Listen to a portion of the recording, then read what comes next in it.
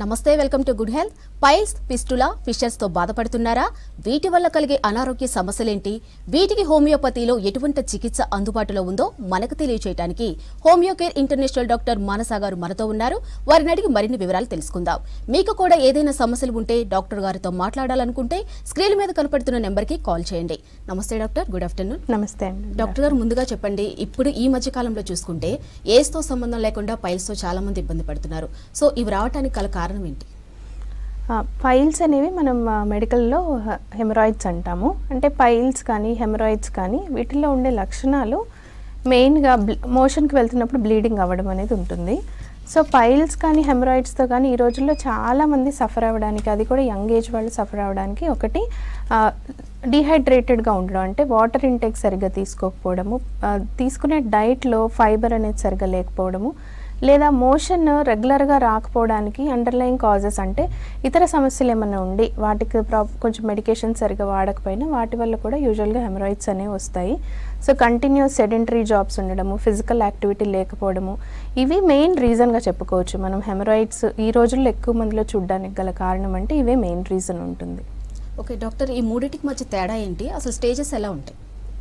యూజువల్గా హెమరాయిడ్స్ అనేవి blood vessels, అంటే మలద్వారం దగ్గర రెక్టల్ రీజియన్, యానల్ రీజియన్లో ఉండే రక్తనాళాలు ఉబ్బడం, ఈ ఎంగార్జ్ అయిన బ్లడ్ వెజల్స్ అనేవి మోషన్కి వెళ్ళిన కొంచెం కంటిన్యూస్గా ఎక్కువ రోజుల నుంచి ఉన్నప్పుడు internal hemorrhoids and external hemorrhoids అంటాము. అంటే ఇంటర్నల్ హెమరాయిడ్స్లో ఏమవుతుందంటే బయటకి మనకి మాస్ అనేది కనిపించదు, కానీ మోషన్లో వెళ్తున్నప్పుడు మాత్రం నొప్పి తక్కువ ఉంటుంది, కానీ బ్లీడింగ్ అనేది ఎక్కువగా కనిపిస్తూ ఉంటుంది. సో ఎక్స్టర్నల్ హెమరాయిడ్స్లో ఏంటి అంటే ఈ ఎంగార్జ్ అయిన బ్లడ్ వెజల్స్ అనేవి బయటికి ప్రొట్రూడ్ అయ్యి మోషన్కి వెళ్ళేటప్పుడు ఇబ్బందిగా ఉండడము, చేతికి తగులుతూ ఉండడము, ఇవి యూజువల్గా కనిపిస్తూ ఉంటాయి. వీటితో పాటు ఫిషర్స్ అనేవి జస్ట్ యానల్ మ్యూకస్ దగ్గర, అంటే యానల్ కెనాల్ దగ్గర జస్ట్ టియర్ అనమాట, స్కిన్ కొద్దిగా రప్చర్ అవుతుంది, టియర్ అవుతుంది. ఇది చాలా మందిలో చూస్తాము. ఎవరైనా వాళ్ళ లైఫ్ టైంలో ఎప్పుడైనా ఫిషర్స్తో సఫర్ అయి ఉండొచ్చు. ఇందులో ఏంటి అంటే మోషన్తో పాటు బ్లడ్ తక్కువగా ఉన్నా కూడా ఎక్కువ పెయిన్, డిస్కంఫర్ట్, బర్నింగ్ అనేది ఎక్కువగా ఉంటుంది. ఇవి ఫిషర్స్ అంటాము. సో ఫిస్టులాస్ అనేవి ఏంటి అంటే యానల్ యాప్సెస్ వస్తాయి, అంటే మనకి చర్మం మీద బాయిల్స్ వచ్చినట్టు మోషన్ వెళ్ళే దగ్గర, అంటే యానస్ చుట్టుపక్కల కానివ్వండి, పిరుదుల మీద కానివ్వండి యాప్సెస్లు రావడము, ఆ యాప్సెస్లు ఇంటర్నల్గా ఒక కెనాల్ ఫామ్ చేసుకుని అవి ఫిస్టులా కింద మారడము, దీంట్లో చీము అనేది ఎక్కువగా కనిపిస్తుంటుంది.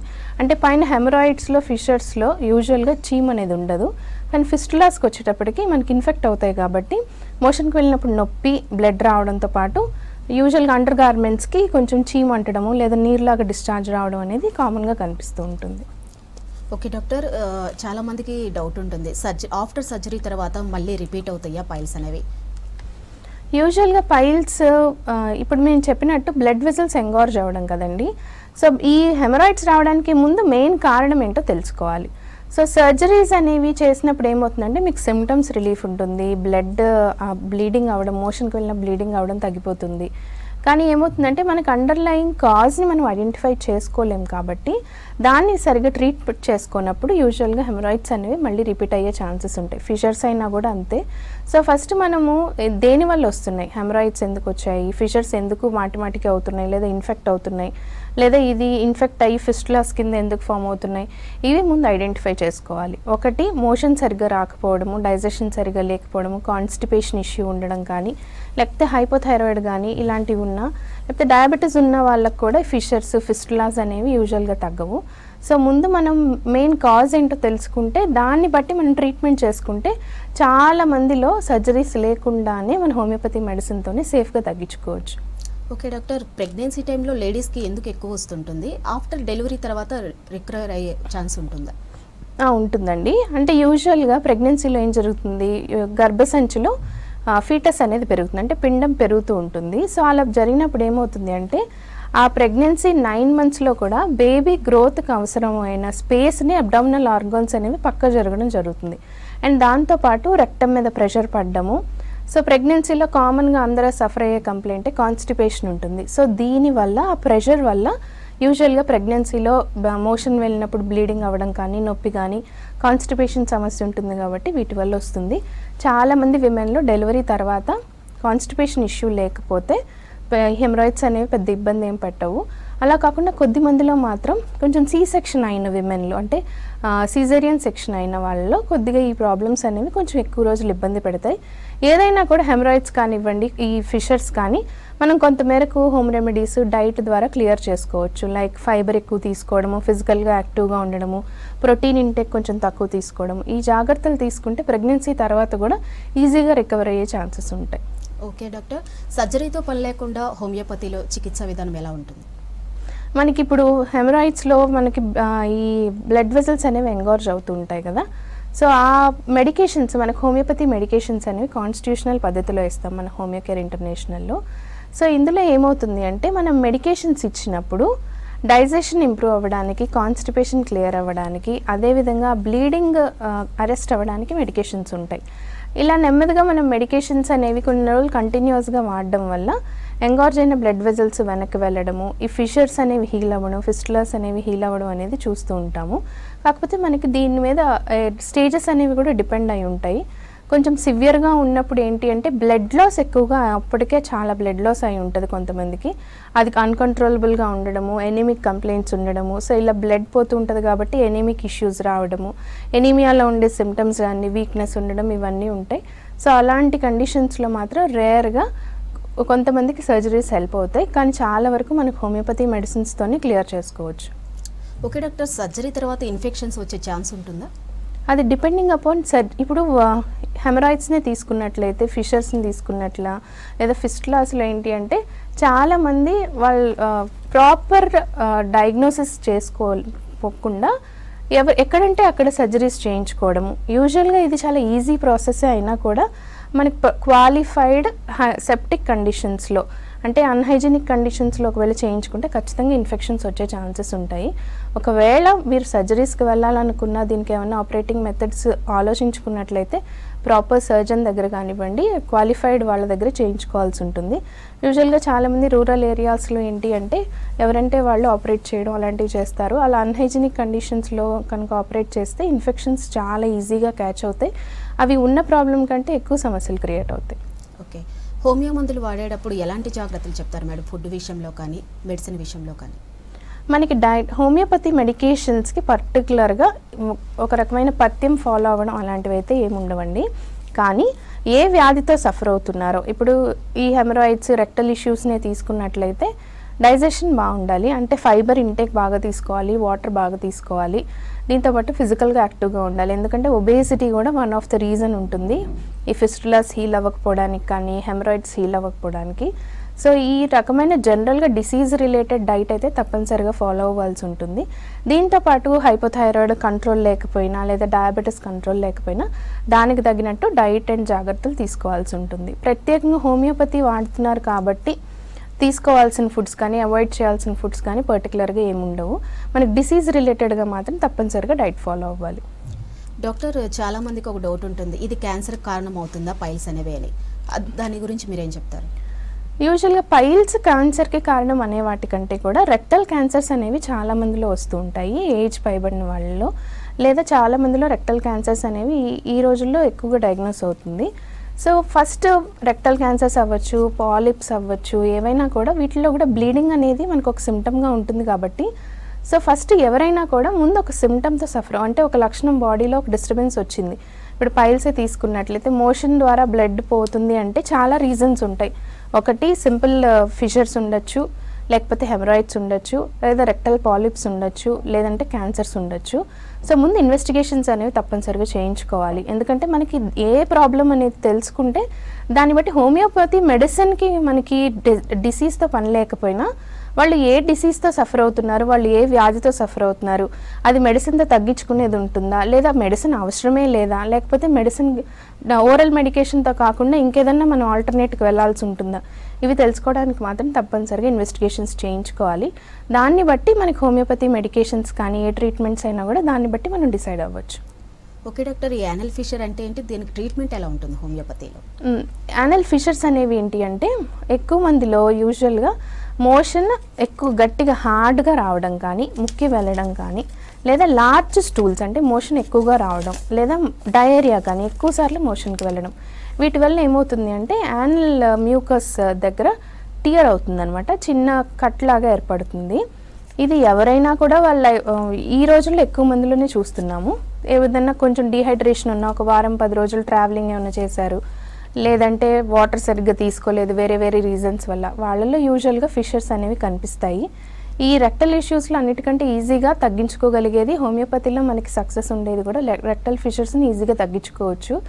ఈ రెక్టల్ ఫిషర్స్ ఉన్నాయి, యానల్ ఫిషర్స్ ఉన్నాయి అనేది ఎలా తెలుస్తుంది అంటే, ఈ యానల్ ఫిషర్స్ ఉన్నప్పుడు బ్లీడింగ్ అనేది తక్కువగా ఉంటుంది, కానీ మోషన్తో పాటు బ్లీడింగ్ రావడము, కానీ విపరీతమైన మంట, నొప్పి, బర్నింగ్ పెయిన్ అండ్ ఇది ఎక్కువగా ఉంటుంది, డిస్కంఫర్ట్ అనేది ఎక్కువగా ఉంటుంది. సో దీన్ని బేస్ చేసుకుని మనకి ఫిషర్స్ ఉన్నాయా లేదా అనేది తెలుసుకోవచ్చు. కొంతమందికి ఏంటంటే యానల్ స్కిన్ ట్యాగ్స్ కూడా ఉంటాయి. అవి ఉన్నప్పుడు ఏమవుతుంది అంటే స్వెల్లింగ్ రావడము, కూర్చోడానికి ఇబ్బందిగా ఉండడము, ఎక్కువగా కంప్లైంట్ చేస్తుంటారు. ఇక్కడ హెమరాయిడ్సా ఫిషర్సా అనేది మనకి ఎగ్జామినేషన్ చేయడం, ఫిజికల్ ఎగ్జామినేషన్ ద్వారా మనం డిసైడ్ అవ్వచ్చు. ఇలా కాకుండా ఇంకా ఏదైనా కంప్లైంట్స్ ఉంటే అప్పుడు రేర్గా ఇన్వెస్టిగేషన్స్కి రిఫర్ చేస్తుంటాము.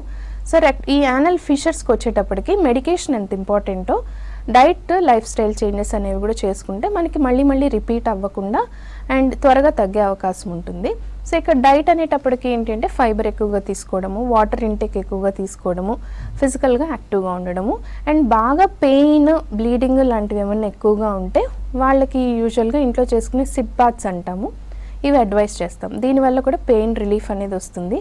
సో హోమియోపతిలో యానల్ ఫిషర్స్ని త్వరగా తగ్గించుకోవచ్చు, సేఫ్గా తగ్గించుకోవచ్చు. ఓకే డాక్టర్, ముఖ్యంగా పైల్స్ ఎన్ని రకాలు ఉంటాయి, అది ఏ స్టేజీలో ఉందో మీరు ఎలా ఐడెంటిఫై చేస్తారు? పైల్స్ అనేవి యూజువల్గా ఇంటర్నల్ అండ్ ఎక్స్టర్నల్ హెమరాయిడ్స్ అంటాము. So internal hemorrhoids, external hemorrhoids ఉన్నాయా అనేది ఫస్ట్ పేషెంట్ సఫర్ అయ్యేది పెయిన్ తక్కువ ఉన్నా కూడా బ్లీడింగ్, మోషన్కి వెళ్ళినప్పుడు బ్లీడింగ్ అనేది ఎక్కువగా కంప్లైంట్ చేస్తుంటారు. సో ఇది ఎలాంటి పైల్స్ అనేది తెలుసుకోవడానికి యూజువల్ ఫిజికల్ ఎగ్జామినేషన్ సరిపోతుంది. సో ఫిజికల్ ఎగ్జామినేషన్ చేసినప్పుడు యూజువల్గా పెయిన్ అనేది నోటీస్ చేయడం కానీ, లేకపోతే మాస్ అనేది మనకి ఈ హెమరాయిడ్ మాస్ అనేది కనిపిస్తుంది. ఈ ఇంటర్నల్ అండ్ ఎక్స్టర్నల్ హెమరాయిడ్స్ అనేవి, ఇంటర్నల్ హెమరాయిడ్స్ మనకు కనిపించవు, కానీ ఎక్స్టర్నల్ హెమరాయిడ్స్ని అయితే ఈజీగా మనం ఐడెంటిఫై చేయొచ్చు ఫిజికల్ ఎగ్జామినేషన్లో. ఒకవేళ మనం ఇంకా ఇంటర్నల్ హెమరాయిడ్స్ ఏమైనా సివియర్గా ఉన్నాయా ఏంటా అనేది తెలుసుకోవాలంటే మాత్రం దానికి చిన్న ఇన్వెస్టిగేషన్స్ ఉన్నాయి. సిగ్మాయిడోస్కోపీ అనే ఇన్వెస్టిగేషన్ ఉంటుంది, అవి చేయించుకుంటే దాని ద్వారా మనకి రెక్టల్ అండ్ యానల్ కెనాల్ ఎలా ఉంది అనేది తెలుస్తుంది. సో హెమరాయిడ్స్ అనేవి కూడా సివియర్ ఉన్నాయా ఏంటి అనేది ఈజీగా ఐడెంటిఫై చేయొచ్చు. ముఖ్యంగా పైల్స్, ఫిస్టులా, ఫిషర్స్ ఈ మూడింటిని ఎలా ఐడెంటిఫై చేస్తారు మేడం? అందులో ఆ మూడిట్లో ఏది అనేది? మూడిట్లో కూడా ఫస్ట్ పేషెంట్ సఫర్ అయ్యేది పెయిన్, మోషన్కి వెళ్తున్నప్పుడు నొప్పి కానీ, బ్లీడింగ్ కానీ ఫస్ట్ కంప్లైంట్ చేస్తారు. ఎవరైనా కూడా ఈ ప్రాబ్లంతో సఫర్ అయినప్పుడు మన దగ్గరకు వచ్చినప్పుడు మనం ఐడెంటిఫై చేసుకోవాల్సింది, ఒకటి ఎన్ని రోజుల నుంచి ఈ సమస్య ఉంది, రెండోది బ్లీడింగ్ ఎలా ఉంటుంది. బ్లీడింగ్ అనేది ప్రొఫ్యూజ్గా సివియర్గా ఉన్నట్లయితే, పెయిన్ తక్కువగా ఉన్నట్లయితే అది హెమరాయిడ్స్ అయి ఉండొచ్చు. అలా కాకుండా బ్లీడింగ్ తక్కువగా ఉంటుంది, ఎప్పుడైనా ఒకసారి బ్లీడింగ్ ఉండొచ్చు మోషన్కి వెళ్ళినప్పుడు. దీంతో పాటు పెయిన్ అనేది సివియర్గా ఉండడం, అంటే మంట, నొప్పి, ఇవి రెండు చాలా ఎక్కువగా ఉండడం, మోషన్కి వెళ్ళిన తర్వాత కూడా 1-2 అవర్స్ చాలా డిస్కంఫర్ట్ ఫీల్ అవ్వడం, కూర్చోలేకపోవడం, కానీ మోషన్కి వెళ్ళాలంటేనే ఒక విధమైన ఫియర్ సఫర్ అవుతారు పేషెంట్స్. ఇది యూజువల్గా యానల్ ఫిషర్స్లో ఉంటుంది. ఇంకా ఫిస్టులాని తీసుకున్నట్లయితే పెయిన్ సివియర్గానే ఉంటుంది, దీంతో పాటు బ్లీడింగ్ అనేది మోషన్తో పాటు ఉండొచ్చు, ఉండకపోవచ్చు. కానీ ఫిస్టులాస్లో ఏమవుతుంది అంటే డిశ్చార్జ్ అనేది ఉంటుంది, వాటరీ డిశ్చార్జ్ కానివ్వండి, పస్ డిశ్చార్జ్ కానీ యూజువల్గా పేషెంట్స్లో కంప్లైంట్ చేస్తూ ఉంటారు. దీని సిమ్టమ్స్ని బేస్ చేసుకుని మనం చాలా వరకు క్లినిక్లోనే ఐడెంటిఫై చేయొచ్చు ఏ ప్రాబ్లం అనేది. ఇలా కాకుండా ఇంకా మనకి అక్యురేట్ డయాగ్నోసిస్ కావాలి అనుకుంటే అప్పుడు మనం ఇన్వెస్టిగేషన్స్కి పంపించడం జరుగుతుంది. ఓకే డాక్టర్, ఈ మూడిట్లో మొండి వ్యాధి అని దేన్ని అనుకోవచ్చు, అది తగ్గడానికి ఎంత టైం పడుతుంది? మూడిట్లో మొండి వ్యాధి అనేది ఫిస్టులాస్ ఎక్కువగా ఇబ్బంది పెడుతూ ఉంటాయి పేషెంట్స్లో. హెమరాయిడ్స్ కూడా అంతేనండి, కాకపోతే హెమరాయిడ్స్లో బ్లీడింగ్ సివియర్గా ఉంది అంటే వాళ్ళకి ఇతర సిమ్టమ్స్ కూడా ఎక్కువగానే ఉంటాయి. లైక్ మోషన్కి వెళ్ళినప్పుడు బ్లడ్ ఎక్కువగా పోతుంటుంది కాబట్టి వీళ్ళల్లో ఏంటి అంటే హెమరాయిడ్స్ ఉన్న వాళ్ళల్లో ఎనిమిక్ కంప్లైంట్స్ ఎక్కువగా ఉంటాయి. సో ఎనిమిక్ కంప్లైంట్స్లో ఉండే వీక్నెస్ కానీ, టైర్డ్నెస్ కానీ, చేతులు తిమ్మిరలు రావడము, హెయిర్ ఫాల్, ఇలాంటి ఎనీమియా రిలేటెడ్ జనరల్ కంప్లైంట్స్ అనేవి చెప్తూ ఉంటారు. సో ఎప్పుడైనా మోషన్లో బ్లడ్ వెళ్తుంది అంటే, మోషన్కి వెళ్తున్నప్పుడు బ్లడ్ పోతుంది అంటే తప్పనిసరిగా హిమోగ్లోబిన్ కూడా ఎలా ఉంది అనేది చూసుకోవాల్సి ఉంటుంది. దీంతోపాటు ఫిస్టులాస్లో కూడా యూజువల్గా హీలింగ్ అనేది స్లోగా ఉండొచ్చు కొంతమందిలో. ఎవరికి వెయిట్ ఎక్కువగా ఉన్న వాళ్ళలో, అంటే ఒబేస్తో ఉన్న వాళ్ళలో కానీ, డయాబెటిస్ కంట్రోల్ లేకపోయినా కూడా ఫిస్టులాస్ కూడా కొంచెం ఎక్కువ ఇబ్బంది పెడతాయి. సో మనకి అండర్లైన్ కండిషన్స్ని బట్టి, ఏజ్ని బట్టి, వాళ్ళ వెయిట్ని బట్టి యూజువల్గా ప్రాబ్లం రికవరీ అనేది డిపెండ్ అయి ఉంటుంది. డాక్టర్, ఇవి లాంగ్ టైంలో తగ్గకపోతే ఎలాంటి హెల్త్ ఇష్యూస్ ఫేస్ చేయాల్సి వస్తుంది? హెమరాయిడ్స్లో వచ్చేటప్పటికి సివియర్ ఎనీమిక్ కంప్లైంట్స్తో సఫర్ అవ్వడం జరుగుతుంది patients. And everyday discomfort, pain అనేవి తప్పనిసరిగా ఉంటాయి. సో ఈ ఫిస్టులాస్ని నెగ్లెక్ట్ చేయడం వల్ల ఏమవుతుంది అంటే, ఈ ఫిస్టులా అనేది ఒక కెనాల్ లాగా ఏర్పడుతుంది అనమాట. సో 2 ఓపెనింగ్స్ ఉంటాయి. సో ఈ ఫిస్టులా అనేది ఒక రకమైన ఇన్ఫెక్షన్, బ్యాక్టీరియల్ ఇన్ఫెక్షన్ కావచ్చు. ఏదైనా ఇన్ఫెక్షన్ కంట్రోల్ అవ్వకపోవడం వల్ల కెనాల్లోకి, యానల్ కెనాల్లోకి ఒక ట్యూబ్ లాగా ఫామ్ అవుతుంది. సో ఈ ఫిస్టులా నెగ్లెక్ట్ చేయడం వల్ల టోటల్ గ్లూటియల్ రీజన్ అంతా కూడా, అంటే పిరుదుల భాగం అంతా కూడా ఇన్ఫెక్షన్ పాకడము, ఈ ఫిస్టులాస్ అనేవి పెద్దగా అవ్వడము, యాప్సిస్ లాగా అవ్వడము, సో ఇలాంటి కొంచెం క్రిటికల్ ప్రాబ్లమ్స్ ఫేస్ చేయాల్సి ఉంటుంది. సో వెరీ రేర్గా ఏంటి అంటే, ఆల్రెడీ ట్యూబర్క్లోసిస్ కానివ్వండి, లేదా ఇతర ఇమ్యూనిటీ రిలేటెడ్ ఇష్యూస్ ఏమన్నా ఉంటే, అంటే హెచ్ఐవి పేషెంట్స్లో కానీ, టీబీ పేషెంట్స్లో కానీ, డయాబెటీస్ కంట్రోల్ లేకపోయిన వాళ్ళలో కానీ యూజువల్గా ఫిస్టులా సమస్య అనేది ఎక్కువగా పెరిగే ఛాన్సెస్ ఉంటాయి, ఇబ్బంది ఎక్కువయ్యే ఛాన్సెస్ ఉంటుంది. ఓకే డాక్టర్, ఈ మధ్యకాలంలో ఏజ్ గ్రూప్ వాళ్ళు మీ దగ్గరకు వచ్చి ట్రీట్మెంట్ తీసుకుంటున్నారు? ఫ్రాంక్గా చెప్పాలంటే ఈ మధ్య కాలంలో ఎర్లీ 20s నుంచే ఫిషర్స్, పైల్స్ ప్రాబ్లం కానివ్వండి, వీటితో ఎక్కువ మంది రావడం జరుగుతుంది. ఎందుకంటే ఇప్పుడు తీసుకునే డైట్ ముఖ్యంగా దీనికి కారణం అని చెప్పొచ్చు.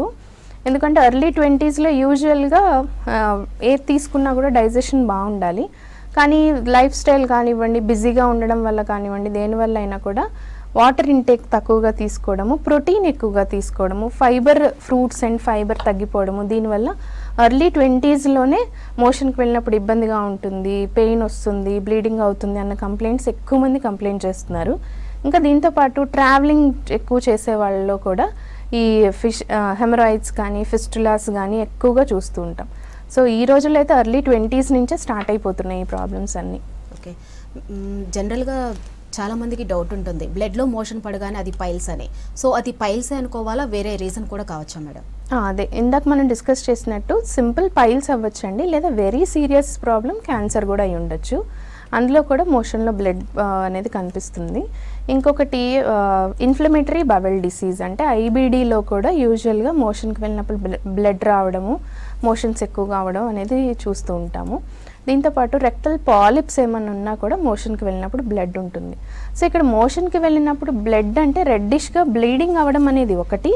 రెండోది ఇంటర్నల్గా ఎక్కడైనా బ్లీడింగ్ అవుతున్నప్పుడు, ఇంటెస్టైన్స్లో ఇంకెక్కడ కానీ, లేదా స్టమక్లో అల్సర్స్ ఏమన్నా ఉన్నా వాళ్ళల్లో కూడా మోషన్లో, అంటే స్టూల్లో బ్లడ్ అనేది ఉండే ఛాన్సెస్ ఉంటాయి. సో మోషన్ డార్క్గా, బ్లాక్గా వస్తుంది ఇర్రెస్పెక్టివ్ ఆఫ్ దేర్ డైట్. అంటే ఇప్పుడు గ్రీన్ లీఫీ వెజిటేబుల్స్ కానీ, బీట్రూట్ కానీ, లేదా ఏదైనా హెవీ ప్రోటీన్ అంటే మీట్ కానీ అలాంటివి తీసుకున్నప్పుడు యూజువల్గా మోషన్ డార్క్ రావడం కామనే. అలా కాకుండా ఎవ్రీడే మోషన్ డార్క్గా, బ్లాకిష్గా రావడం కానీ ఇలాంటివి ఏమైనా ఉన్నా, లేదా మోషన్తో పాటు రెడ్డిష్గా బ్లీడింగ్ అవుతున్నా, దీన్ని మనం ఎక్కడి నుంచి బ్లీడింగ్ అవుతుంది ఏంటి అనేది తప్పనిసరిగా అనలైజ్ చేసుకోవాలి. డాక్టర్, ఈ పైల్స్కి శాశ్వత పరిష్కారం అంటూ ఉంటుందా, మళ్ళీ రిపీట్ అవుతూనే ఉంటాయా? మనకి పర్మనెంట్ సొల్యూషన్స్ అనేవి ఎప్పుడైనా కూడా ఏజ్, అండర్లయింగ్ డిసీజెస్, వాళ్ళు తీసుకునే జాగ్రత్తలు వీటి మీద డిపెండ్ అయ్యే ఉంటుందండి. ఏ డిసీజ్ అయినా కూడా అంతే. ఇప్పుడు పైల్సే తీసుకున్నట్లయితే, ఒకసారి పైల్స్తో సఫర్ అయిన వాళ్ళు ఒక ట్రీట్మెంట్ తీసుకున్నారు మన హోమియోపతిలో, కొంచెం ఎక్కువ రోజులు కంటిన్యూస్గా ట్రీట్మెంట్ తీసుకుంటే మళ్ళీ రిపీట్ అయ్యే ఛాన్సెస్ అనేవి చాలా తగ్గిపోతాయి. అలా కాకుండా ఆల్రెడీ వాళ్ళు ఒబేజ్ ఉన్నారు, లేదా మళ్ళీ వెయిట్ గెయిన్ అయ్యారు, లేదా యాక్టివ్ ఇప్పుడు రీప్రొడక్టివ్ ఫేజ్లో ఉన్న విమెన్ మళ్ళీ సెకండ్ ప్రెగ్నెన్సీస్ ఏమన్నా వచ్చాయి, లేదా వాళ్ళకి మళ్ళీ కాన్స్టిపేషన్ లాంటి ఇష్యూస్ ఏమన్నా రావడము, ఇలాంటివి ఏమన్నా మళ్ళీ ఒకవేళ జరిగితే మళ్ళీ రిపీట్ అయ్యే ఛాన్సెస్ వెరీ రేర్గా ఉంటాయి. కానీ ఏదైనా కూడా మనం తీసుకునే కొన్ని లైఫ్ స్టైల్ చేంజెస్, జాగ్రత్తల ద్వారా ప్రాబ్లం అనేది రిపీట్ అవ్వకుండా చేసుకోవచ్చు. ఇప్పుడు మన దగ్గర హోమియోపతిలో మన హోమియోకేర్ ఇంటర్నేషనల్ ట్రీట్మెంట్ తీసుకుంటున్నప్పుడు ఎలాంటి జాగ్రత్తలు అయితే చెప్తామో, ట్రీట్మెంట్ క్లోజ్ అయిపోయేటప్పుడు కూడా ఎలాంటి జాగ్రత్తలు ఫాలో అనేది కూడా తప్పనిసరిగా చెప్తాము. అవి కనుక పాటించుకున్నట్లయితే ప్రాబ్లం అనేది 90% రిపీట్ అవ్వకుండా ఉంటుంది. డాక్టర్, ఆఫ్టర్ సర్జరీ తర్వాత మళ్ళీ రిపీట్ అయిన వాళ్ళకి హోమియోపతిలో ఎలాంటి ట్రీట్మెంట్ ఇస్తారు మీరు? మనకి బిఫోర్ సర్జరీ కానివ్వండి, ఆఫ్టర్ సర్జరీ కానీ, లేదా ప్రీవియస్గా వేరే చోట ఎక్కడైనా హోమియోపతి తీసుకుని తగ్గి మళ్ళీ రిపీట్ అయినా కానీ ఏదైనా కూడా హోమియోపతిలో మన హోమియోకేర్ ఇంటర్నేషనల్లో కాన్స్టిట్యూషనల్ పద్ధతి ద్వారానే మెడికేషన్స్ అనేవి ఇవ్వడం జరుగుతుంది. అంటే ఇక్కడ హోమియోపతిలో ఏంటంటే మనకి స్పెసిఫిక్ మెడిసిన్స్ అనేవి కూడా ఉంటాయి. అంటే డిసీజ్ని బేస్ చేసుకుని, నేమ్ని బేస్ చేసుకుని ఇచ్చే మెడిసిన్స్ కూడా ఉంటాయి. అవి రిలీఫ్ రావచ్చు, కానీ కాన్స్టిట్యూషనల్గా మనం ట్రీట్మెంట్ చేయడం ద్వారా, అంటే కాన్స్టిట్యూషనల్ పద్ధతి అంటే ఏంటి అంటే ఒక డిసీజ్, ఒక వ్యాధితో ఒక వ్యక్తి సఫర్ అవుతున్నప్పుడు ఓన్లీ ఆ డిసీజ్ లక్షణాలు ఏ స్టేజ్లో ఉంది అవే కాకుండా వాళ్ళ శారీరక స్థితి ఎలా ఉంది, మానసిక స్థితి ఎలా ఉంది, వాళ్ళ లైఫ్ స్టైల్ ఎలా ఉంటుంది, ఫ్యామిలీలో ఎవరికి ఉంది, సో ఇవన్నీ బేస్ చేసుకుని మనం మెడికేషన్స్ ఇవ్వడాన్ని కాన్స్టిట్యూషనల్ పద్ధతి అంటాము.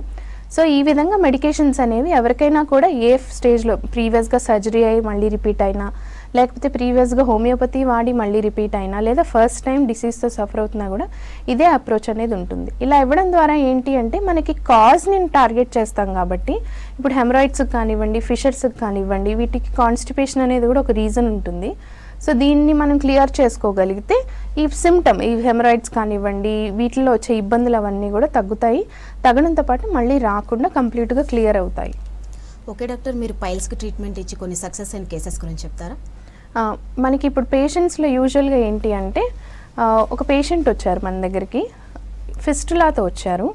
ఫిస్టులా ఉంది, అది కూడా సివియర్ ఫేజ్లో ఉంది. ఎంత సివియర్గా ఉంది అంటే కంప్లీట్గా బటక్ రీజన్ మొత్తం కూడా ఇన్ఫెక్ట్ అయిపోయి, యాప్సిస్ స్ప్రెడ్ అయిపోయి కంప్లీట్గా ఓపెన్ అయిపోయింది అనమాట పస్తో.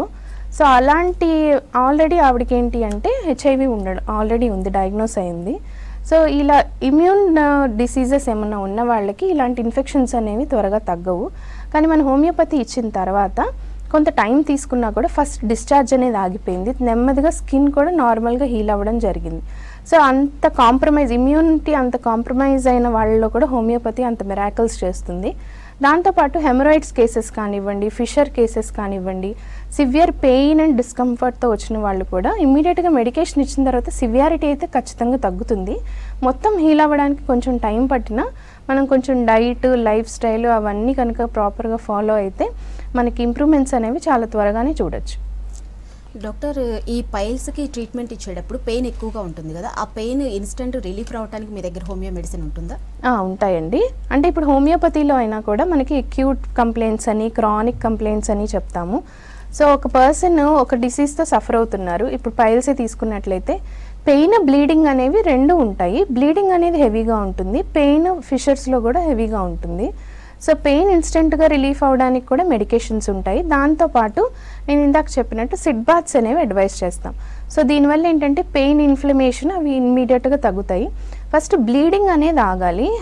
హెమరాయిడ్స్తో సఫర్ అయ్యే వాళ్ళు, పైల్స్తో సఫర్ అయ్యే వాళ్ళు బ్లీడింగ్ అనేది ఎంత త్వరగా అరెస్ట్ అయితే వాళ్ళకి ఇబ్బందులు అనేవి అంత తక్కువగా ఉంటాయి. సో బ్లీడింగ్ ఫస్ట్ తగ్గడానికి మనకి ఇమీడియట్గా మెడికేషన్స్ అనేవి హెల్ప్ చేస్తాయి. కాకపోతే డైజెషన్, మోషన్ అనేది యూజువల్గా ఎవ్రీడే ఒకలా ఉండదు కాబట్టి వాళ్ళ లైఫ్ స్టైల్ చేంజెస్ నెమ్మదిగా చేసుకోవడం ద్వారా మోషన్ రెగ్యులర్గా వెళ్ళడము, ముక్కి వెళ్లకుండా ఉండడము, ఇలాంటి జాగ్రత్తలు చెప్తాము. ఇలా చేస్తే ప్రాబ్లం అనేది ఇంకా ఇబ్బంది అవ్వకుండా ఉంటుంది. ఓకే డాక్టర్, కాల్ తీసుకుందాము. సత్యనారాయణ గారు నమస్తే అండి. మేడం చెప్పండి సార్. మేడం మాకు ఒక చిన్న పొడులాగా అయిందండి కొసన. ఓకే. దానికి చీము వచ్చి కారుతుందండి. ఓకే. చీము వచ్చి కారుతుందండి. ఓకే. ఎన్నాళ్ళ నుంచి ఉంది సార్ ఇది? పొడులాగా చీములాగా గారి మొత్తం ఓలాగా బురద అయిందండి లోపల. ఓకే. దానికి ఎట్లా ఏం తీసుకోమంటారు మేడం? ఎన్నాళ్ళ నుంచి ఉంది ఇది మీకు? ఒక 1 month అయిందండి మేడం. 1 month. షుగర్ ఏమన్నా ఉందా అండి? షుగర్ ఉందండి. ఓకే. కంట్రోల్ ఉందా సార్ మరి? షుగర్ 200 ఉందండి. తిన్నాక నేను టెస్ట్ చేయించానండి. ఓకే. ఇలా ఈ యాబ్సెస్ని కూడా మనం తగ్గించుకోవచ్చు సార్ హోమియోపతితో. సో మనకి ఇంకా ప్రాబ్లం ఎక్కువైతే, ఇన్ఫెక్షన్ ఇంకా ఎక్కువైతే ఇబ్బంది అవుతుంది. సో మీకు డయాబెటీస్ ఉంది కాబట్టి నెగ్లెక్ట్ చేయొద్దు. మనకి హోమియోపతి మెడికేషన్స్ మన హోమియోకేర్ ఇంటర్నేషనల్లో మంచివి ఉన్నాయి. షుగర్ కూడా కంట్రోల్ చేసుకోవడానికి మెడికేషన్స్ ఉంటాయి. ఒకసారి మీరు రీసెంట్గా చేయించిన షుగర్ రిపోర్ట్స్ అవి తీసుకుని ఒకసారి సంప్రదించండి. క్లినిక్లో సంప్రదిస్తే దాన్ని బట్టి మెడికేషన్స్ ఎలా వాడాలి, ఎన్ని రోజులు వాడాలి అనేది క్లియర్గా చెప్తాం. ఓకే డాక్టర్, చాలా మందికి డౌట్ ఉంటుంటుంది లేజర్ ట్రీట్మెంట్ తీసుకోవచ్చా అనేది. అది తీసుకోవడం వల్ల ఏమైనా సైడ్ ఎఫెక్ట్స్ ఉండే ఛాన్స్ ఉంటుందా? యూజువల్గా సర్జరీస్ అనేవి ఎప్పుడూ రిస్క్తోనే ఉంటాయండి. సర్జరీ చేయించుకునే ఆర్గాన్ని బట్టి అండ్ ఎవరి దగ్గర చేయించుకుంటున్నారు అనే దాన్ని బట్టి రిస్క్ ఫ్యాక్టర్స్ అనేవి ఉంటాయి. కొన్ని తప్పదు అన్న కేసెస్లో సర్జరీస్ ఎవరైనా కూడా సజెస్ట్ చేస్తారు. కానీ వీలైనంత వరకు కూడా మనం మెడికేషన్స్తోనే తగ్గించుకునే ప్రాబ్లమ్స్ చాలా ఉంటాయి. సో హోమియోపతిలో కూడా అలా సర్జరీ సజెస్ట్ చేసి మన హోమియోపతి మెడికేషన్ వాడి తగ్గించుకున్న ప్రాబ్లమ్స్ తగ్గించుకున్న పర్సన్స్ చాలామంది ఉన్నారు. సో ముందు సర్జరీ మ్యాండేటరీయా, సర్జరీ చేస్తేనే మనకి లైఫ్ థ్రెట్ లేకుండా ఉంటుందా అలాంటివి చూసుకుని దాన్ని బట్టి సర్జరీకి ఆప్ట్ చేసుకోవడం better. Doctor, once treatment start చేసిన తర్వాత ఎంత టైం పడుతుంది తగ్గడానికి? అది depending upon person to person depend అయి ఉంటుందండి. అంటే ఇప్పుడు మనకి తగ్గడానికి ఒక టైం ఎంత పడుతుంది అనేది మనం చెప్పడం అనేది జరగదు. అంటే యూజువల్గా ఏంటి అంటే మెడికేషన్ మనం ఒక డోస్లో ఇస్తాము. కొంతమంది ఇమ్యూనిటీ బాడీ అనేది చాలా త్వరగా మెడిసిన్కి రియాక్ట్ అవుతుంది. At the same time disease chronicity కూడా ఇంపార్టెంటే. అంటే క్రానిసిటీ అంటే ఎన్ని రోజుల నుంచి ఉంది అనే దాన్ని మనం క్రానిసిటీ అంటాము. అండ్ వాళ్ళ లైఫ్ స్టైల్ ఎలా ఉంది అంటే ఇందాక చెప్పుకున్నట్టు ఒక డయాబెటీస్ ఉంది, యాప్సెస్ ఫామ్ అయింది, మనకి డయాబెటీస్ కంట్రోల్ అయితే కానీ యాప్సెస్ తగ్గదు. సో ఇలా అండర్లైయింగ్ డిసీజెస్, వాళ్ళ హెల్త్, జనరల్ హెల్త్ కండిషన్, వాళ్ళ లైఫ్ స్టైల్ ఎలా ఉంటుంది. అంటే ఇప్పుడు ఫిస్టులాస్ అనేవి ఎక్కువగా డ్రైవింగ్ చేసే వాళ్ళలో కూడా రావచ్చు. సో అలానే డ్రైవింగ్ మారడానికి ఉండదు, వాళ్ళ లైఫ్ అదే జాబ్ కాబట్టి. సో ఇలాంటి వాళ్ళు ఏంటంటే కొంచెం టైం పట్టొచ్చు. సో మనకేంటి అంటే డిపెండింగ్ అపాన్ ఎవరు సఫర్ అవుతున్నారు, ఎంతకాలం నుంచి ఉంది, మిగిలిన హెల్త్ ఎలా ఉంటుంది, ఇవన్నీ చూసుకుని మనకి ఇంప్రూవ్మెంట్స్ అనేవి పర్సన్ టు పర్సన్ మారుతాయి. డాక్టర్, ఇది ఎన్ని సిట్టింగ్స్లో ట్రీట్మెంట్ ఇస్తారు మీరు దీనికి? మనకి సిట్టింగ్స్ అనేది కాదండి, రెగ్యులర్ చెకప్స్కి రావాల్సి ఉంటుంది. ఇప్పుడు ఒక పర్సన్ యానల్ ఫిషర్తో సఫర్ అవుతున్నారు. ఫిషర్ అంటే మోషన్కి వెళ్ళినప్పుడు నొప్పి, బ్లడ్ రావడము, విపరీతమైన నొప్పి, మంట ఉండడము, ఇవి యూజువల్గా సిమ్టమ్స్ ఉంటాయి. అవి ఎన్ని రోజుల నుంచి ఉన్నాయి? ఒక 1 వీక్ నుంచి ఉంది, మోషన్ అంతా ఫ్రీగానే ఉంటుంది, జస్ట్ 1 వీక్ నుంచి సఫర్ అవుతున్నారంటే ఇమీడియట్గా రిలీఫ్ వస్తుంది. అలా కాకుండా ఇంతకుముందు ఆల్రెడీ ప్రాబ్లం వచ్చింది, దానికి కొన్ని రోజులు మెడిసిన్స్ వాడారు, తర్వాత తగ్గింది, ఇప్పుడు మళ్ళీ రిపీట్ అవుతుంది అంటే రిపిటేషన్ ఉంది కాబట్టి ఇలాంటి వాళ్ళకి కొంచెం టైం పడుతుంది. అదేవిధంగా ఒబేజ్ ఉన్న వాళ్ళు ఖచ్చితంగా వెయిట్ తగ్గాల్సి ఉంటుంది. కాన్స్టిపేషన్ ఉంటే ఫస్ట్ అది క్లియర్ అవ్వాల్సి ఉంటుంది.